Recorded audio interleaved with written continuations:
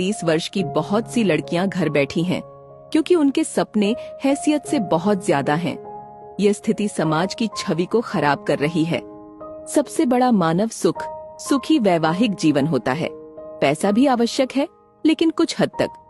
पैसों की वजह से अच्छे रिश्ते ठुकराना गलत है। पहली प्राथमिकता सुखी संसार और अच्छा घर परिवार होना चाहिए। ज्यादा धन के चक्कर में अच्छे रिश्तों को नजरअंदाज करना गलत है। संपत्ति खरीदी जा सकती है, लेकिन गुण नहीं। 30 की उम्र के बाद विवाह नहीं होता, समझौता होता है और मेडिकल स्थिति से भी इसमें बहुत सी समस्याएं उत्पन्न होती हैं। आज इससे भी बुरी स्थिति कुंडली मिलान के कारण हो गई है। हम अच्छे लड़के और घर के होने के बावजूद कुंडली की वजह से रिश्ते छोड़ देते हैं।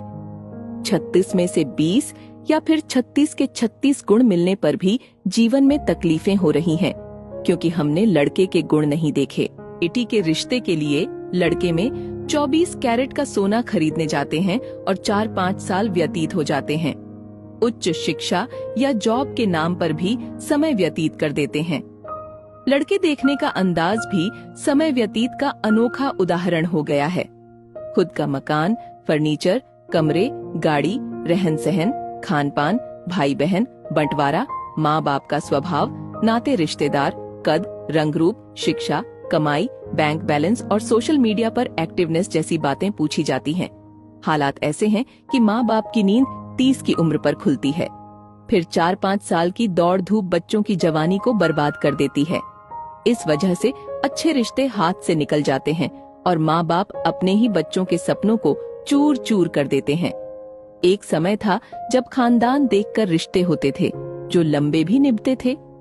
समधी समधन में मान मनुहार थी, सुख दुख में साथ था, रिश्तों की अहमियत का एहसास था। धन माया कम थी, मगर खुशियां घर आंगन में झलकती थीं।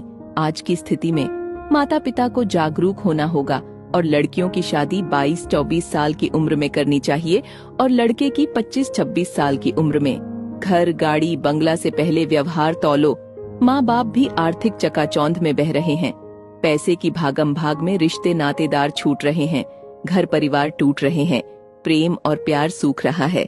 समाज को अब जागना जरूरी है, अन्यथा रिश्ते ढूंढते रह जाएंगे।